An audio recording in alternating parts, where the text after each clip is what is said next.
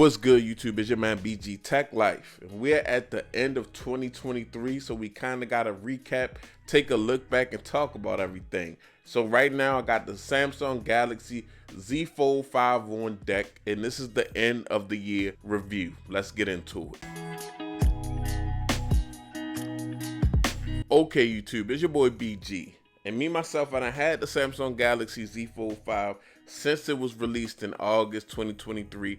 I pre-ordered this device. Now, just a short rundown of what kind of happened with this device since I pre-ordered it, since I've been using it. This device is a really strong device. When it comes to performance and battery life, the Snapdragon 8 Gen 2 really carried this device and was really low-key the upgrade when it came to the Z Fold 5. It was one of the reasons that the Z Fold 5 could stick around for me, because the battery life was so on point and the processing was so on point. It's a lot of work that I could get done with this device, and it made it just the absolute productivity monster for your boy BG. Now, with the camera setup and the 50 megapixel main sensor that it has on the rear, it was pretty much the same from the year prior to. But with software updates and things of that nature and some little changes in the processing, it actually took a better picture. And I think that's one of the most things that's slept on about this device, is the performance of the camera and the video. Like, the camera system as a whole on this device is really good. And as a creator, I've been able to do everything that I want to do. Now, as far as the build of the device goes, guys, the main change was the hinge.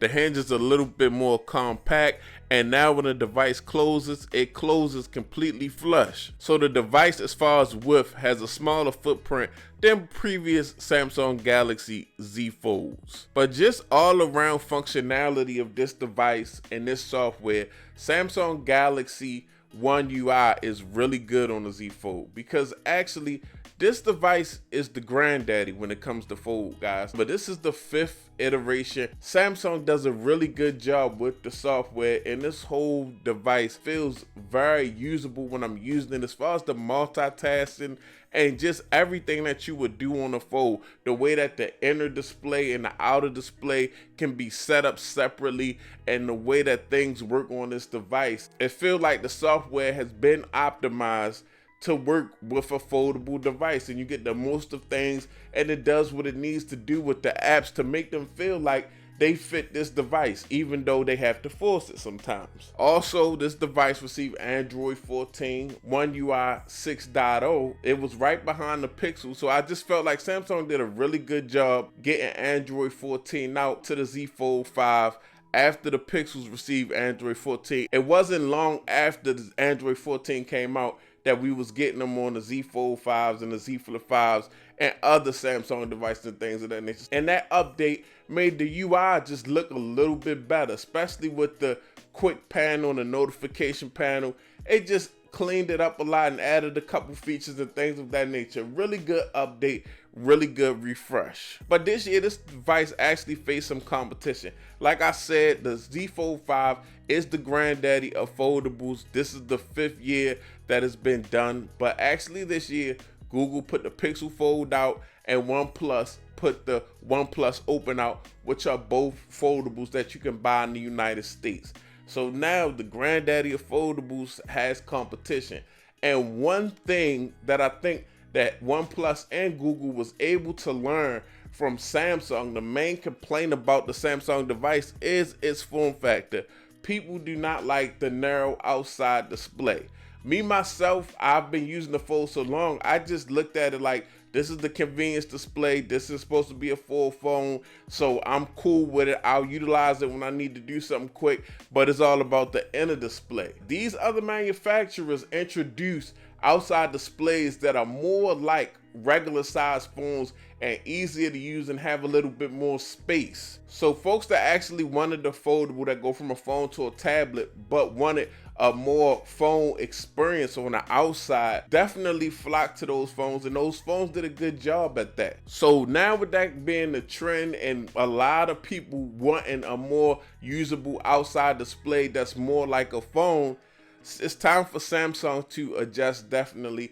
Now that the competition has came out, they emphasized on the thing that Samsung lacked, with this narrow candy bar foldable style. So even though this was a really good device for me this year, and I liked a lot of things about the Samsung Galaxy Z Fold 5, and I'm currently using the Samsung Galaxy Z Fold 5 as my big productivity phone, Samsung Galaxy Z Fold 6 is gonna have to compete, and they're gonna have to focus on the form factor, because now the popular things for people that buy foldables is to not lack on the outside display. People really care about the outside display. That's something that Samsung is going to have to put their touches on. So I feel like if Samsung does answer with a Samsung Galaxy Z Fold 6 with an S Pen being able to go into the device, because that's one of the caveats of this device. You can't use the S Pen on the front display. The S Pen doesn't go inside the device, so a lot of times you may misplace it if you don't have a special case for it.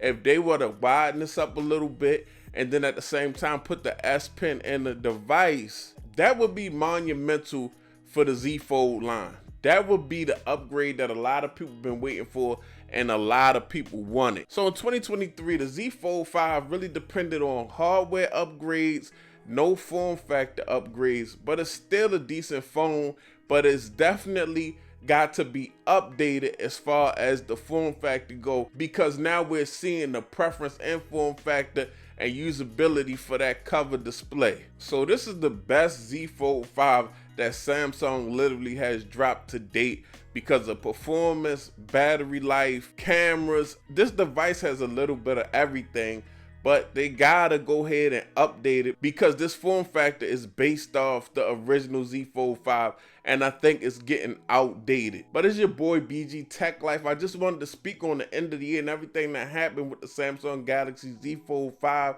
If you're not subscribed, get subscribed. Thanks for watching. I'm out. Peace.